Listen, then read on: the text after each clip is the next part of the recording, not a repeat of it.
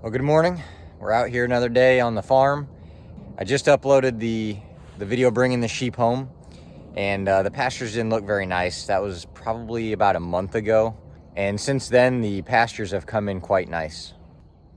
This is the original pasture that they were on, and then we let it rest for about 3 weeks, and then now they're back on it, but I have made it quite a bit larger since then. If you see the Energizer right there, and then I've got their little grain feeder because I'm heading out of town. So we got a quick feed automatic feeder hidden up under that garbage bag. But that corner post there next to that Energizer is where the pasture ended last time. You can kind of see the height difference in the grass, maybe. But this is pretty much right here where the fence ran on the last pasture. And then we opened it up quite a bit out here.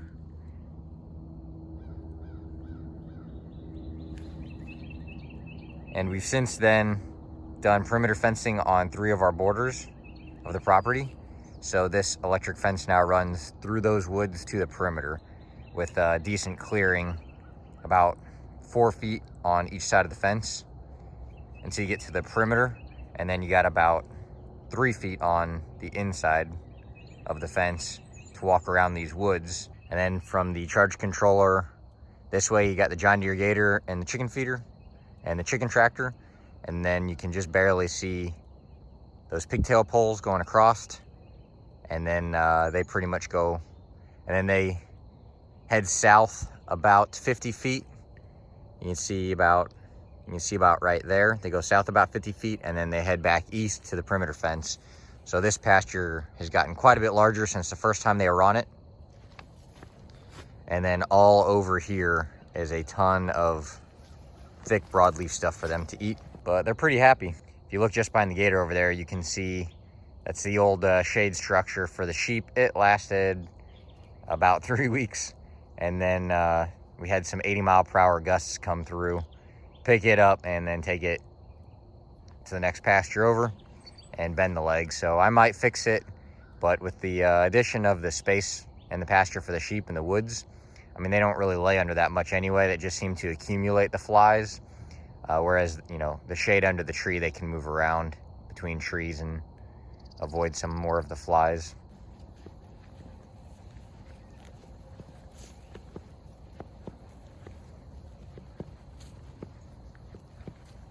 Little sheep chicken interaction here. Let's see what happens.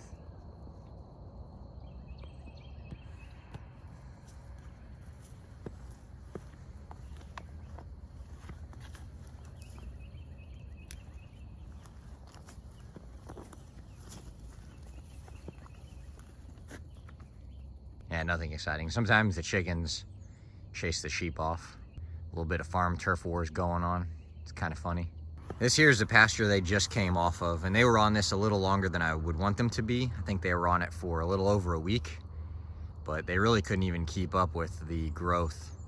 There's a lot of grass over there, especially behind these mounds. And I mean, you can just see the growth left on the mounds.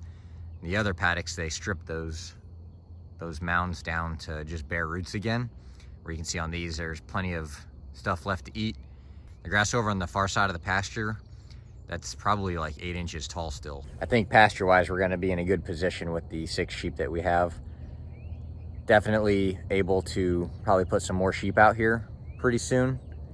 But the plan is to breed these sheep out. There's 4 ewes and 2 rams.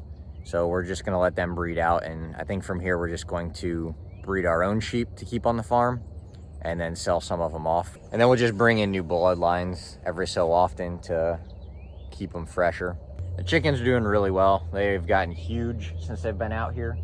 And when I'm out here, I just leave the door open and they just run around the pasture and eat whatever it is chickens like to eat. There's plenty of bugs out here for them to eat. And then I just move their tractor every couple days. If you have a stationary chicken coop, you know how nasty the floor can get. And then you gotta like clean it out, where with the chicken tractor, you just drag them to a new square. Just fairly easy to do. I've got a rope on the far side. We just grab it and we just pull it the 10-12 feet into a new piece of land, and then they're happy. and we leave some fertilizer behind. I had the hay out for the sheep and they never really touch it, so I guess there's plenty of fresh green stuff for them to eat that they're not really interested in the hay. They do house the grains when I throw the grains out, but that's kind of like a little treat. They don't get much grains, just kind of a supplement until, like I said, these pastures come in a little bit better. Behind the gator over here, you can see we picked up a chain harrow, and I bought that so we can drag out these pastures behind the sheep, just to knock down on the manure. And it also helps level the land. Not like quickly, but not quickly or drastically, but I could definitely tell like the high spots got knocked down a little bit when I drug it around. Kind of an expensive way to do it, but I did put down a bunch of grass seed, like $600 worth of grass seed, and it was a prairie gold mix. It was a combination of fescue, gamma, it was a combination where you have decent grass through the summer and through the winter. But then what I've also been doing is just grabbing some of this food plot seed, because if you look at, not all of it, but some of it, we got ryegrass, a bunch of clover. Sheep love clover. We got radishes, daikon radishes, and one of them, this one has radishes as well. So that should be a bunch of good food for them as well once it comes in. So you can kind of look at this area. This is where their shade shelter was, because I was keeping the shade shelter in the corner here so I could move it easily from one pasture to this pasture to that pasture and then to the fourth pasture. So you can see the accumulation here of leftover grains. You know, there's a lot of manure over here and whatnot. And this will break down on its own over time. The chickens could help with that, but they're still getting used to the area, so they don't really venture out too far from the chicken coop. But I haven't lost any chickens since I put them out here, so whatever they're doing is working. But we'll bring that chain harrow over here and we'll just drag these two pastures out I haven't done yet and just break this manure down, and that should help with parasite transfer. One train of thought is not putting in permanent fence until you're completely positive that this is where you want a fence based on experience, as opposed to where you think you want fence. And I found that to be extremely true out here, because I've moved, even though these were intended to be temporary fences, I've moved these fences around probably 5 times at this point. And that doesn't even, like, that's not even counting the fact that I just want to make these pastures a little bit bigger as we make progress out here on the farm. But like how far, you know, to the front of the property I actually want these fences to go keeps changing. So I keep pushing them one way or the other. But running this electric fence, so I permanently fenced in the border, which is obvious. Like, you're gonna want that most likely. But like your interior fences, I'll probably do like a hardwire interior fence around, you know, the barn and the house, because those borders won't change. But out here in the paddocks, I don't know that I'll ever run permanent fence out here. So we're in pasture number 2 right now. And if you look behind me over here, that's pasture 1 where the sheep currently are and where they started. You listen to all those clicks or the electric fence grounding out. And I haven't even walked the whole fence line this morning, but we had a bunch of rain yesterday, and I'm seeing an issue right now just standing here. We've got a tree down right there on the fence. But yeah, you can hear those clicks, and that's the fence sparking to what could be a tree on top of it or a wet blade of grass. But the wet blades of grass, that problem solves itself. It's a 5-joule fence, so if you go to the edge of it and look down, you can see where it has singed a line through the grass, or it just keeps the grass from growing up and touching it. And that's why you want to leave your fence on more than off, even once the animals become acclimated to it and they're aware of it and whatnot. If you leave it turned off, it gives the grass a chance to grow up on it and then you have more grounding issues. Yeah, so this is a bit of an issue here, huh? Got some.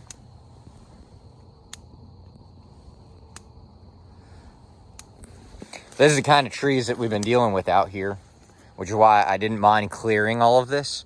It was a pine slash mostly, and they clear cut it between like 7 and 10 years ago. So most of the trees have just grown back from whatever they left behind. So like this one here, doesn't even have a taproot.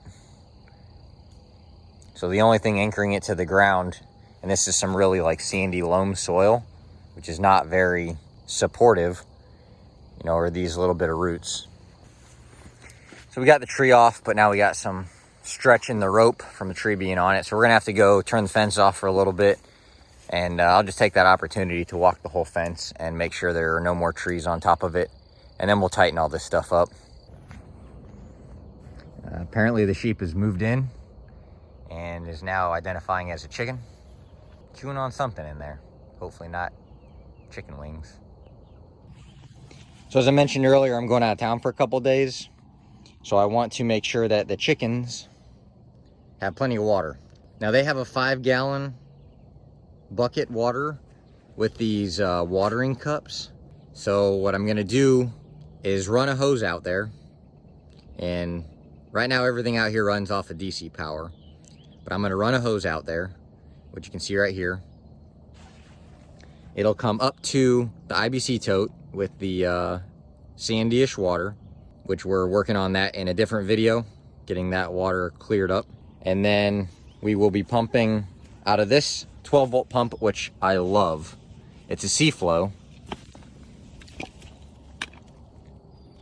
And I've had it out in the sun so long that the numbers are gone.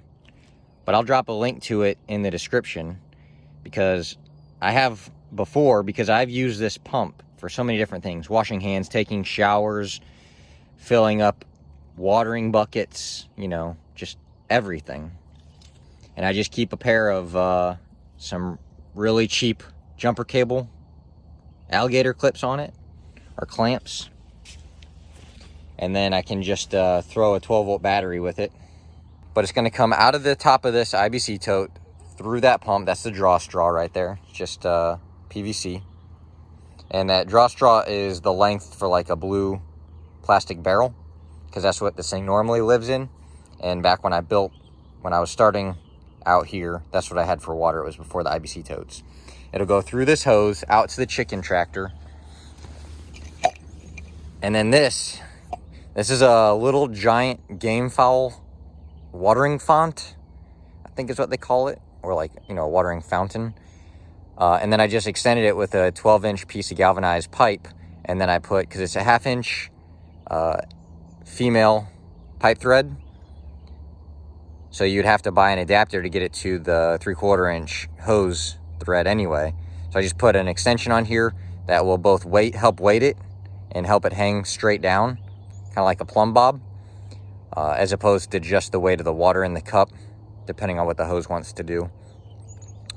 So now we have a little more weight, and I think it's going to be a little harder for the chickens to try and jump on this with this slippery galvanized pipe on here instead of a rubber hose. So we'll hang this from the roof in a safe location out of the way, and then they will pretty much have a constant flow of water. And eventually what we'll do is put a hydrant out there. I just haven't had a chance to find a hydrant that I actually like. The hydrants that you buy like locally from Tractor Supply or similar all have fairly bad reviews. And I found some on Amazon for about 170 bucks, and I probably just need to order one of those. But similar to not putting in permanent fencing, I don't think I'm quite ready to put in like a permanent water source out there. The plan is the house will eventually go like right where this pile, that pile right where this pile right here is. This kind of general vicinity will be where the house is. So I just don't want to end up with a hose bib or a hydrant in the middle of nowhere in a pasture. But we might end up having to do that anyway, And then worst case, it's just something that will cap off or dig up and move at a later date. But right now we're doing this temporary portable water system.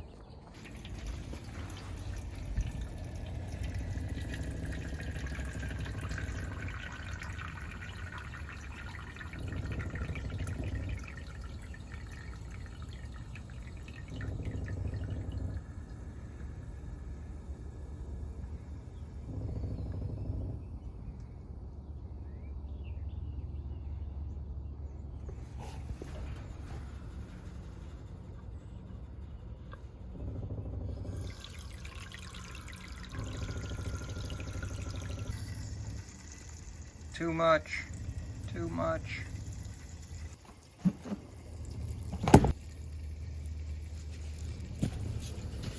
All right, so inside this thing, drop that off. It's just a little twist, and you can adjust these. It's like a knurled jam nut with the spring, and that is how you can adjust the depth or how full this thing gets.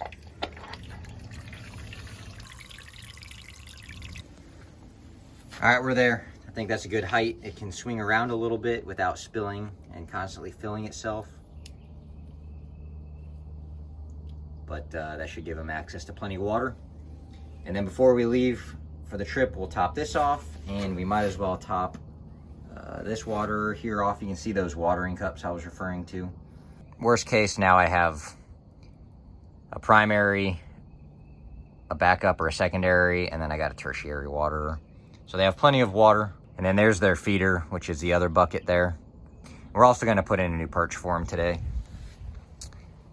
This is a piece of scrap stainless steel that I had, and that's where we will eventually mount their nesting boxes. It's a 3 nesting box system where they lay the eggs and the eggs roll forward, so we don't have to worry about them getting to the eggs. And then over here, we're going to, at this height right here, we'll hang a 2x4 that goes the length of the chicken tractor. So it'll set up on this crossbar right here, and then it'll go to that crossbar. And then I'll probably make a little thing that like comes down at an angle so they can like hop up on the one and then hop up on the other. But that water is done now, so let's move on to the next thing. All right, we got it all set up now. Water on the left, and the feeder on the left, and then we got 2 waters on the right, and then we have the new perch, the 2-level perch. That's a 2x6 on the top, 2x4 on the bottom. 2x6 is probably a little much. It's probably going to accumulate some feces, but we'll keep an eye on it. If we have to come out and brush it off, I guess we will. It might be fine though. We'll see, but it'll definitely be plenty wide for them to get comfortable on at night. Meanwhile, they're just out here doing chicken stuff. All right, the next thing we're gonna do is we have this valve here. I imagine it's called a Job valve, but it's the Rojo model. And there's a bunch of different mounting configurations for this thing, but my plan is to mount it like this, the entrada lateral. Oh, there it is, the side entry. We're gonna take that flat spot down here on this tub, and we're gonna drill a 1-inch hole in it. We're probably gonna have to wallow her out a bit, because I think the threads on that valve are just over 1 inch. And then it comes with like a bulkhead fitting right there with a seal. So we'll just shove that through, tighten her down, set our float valve to the right height that we want it to turn itself off at, and then this will protrude through the tank where we'll put this 1-inch NPT. Wrong, it's not 1 inch. I swear I read that was 1 inch. It's 3/4 inch NPT. This changes everything. Let's go find 3/4 inch NPT fitting of some sort.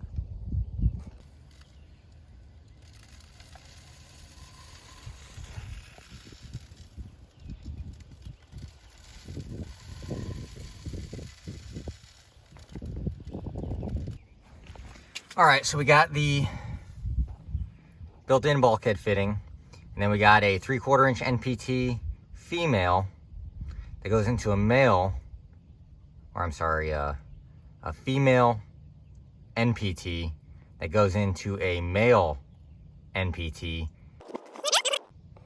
All right, so we got the built-in bulkhead fitting, and then it goes from the male 3/4 inch NPT to the 1 inch barb, which will go on our green hose here, which feeds from the bottom of this tank with 15 other bushings and adapters. So now this tank should gravity feed the water trough. It's all hooked up back here. I'm not really seeing any leaks, so that's good thus far and surprising. We've got our adjuster here in the full open position. You could take it and shove it forward, it looks like, and let it flow in slower. But we're filling from empty, so it's gonna take a while.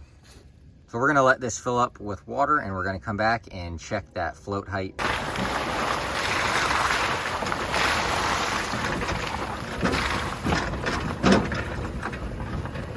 All right, the next thing we need to work at on the list today is the bee boxes. We have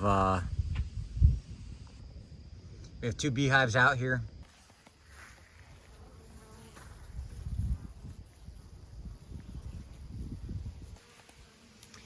Yeah, so after looking at them, they're not really even ready for the other box yet.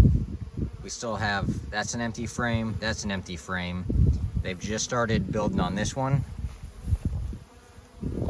Kind of see over here. This frame was one that was pretty well built when I got them. Same with this one, and I believe this one. It was a 5-frame nuke. 3 of the frames had stuff built on them, and then 2 frames were pretty much bare. So they're working on the other 2 frames from the original nuke right now, I think. So we really don't need to worry about adding another box yet, but we're gonna pull the rest of these frames and just have a peek, see how we're doing.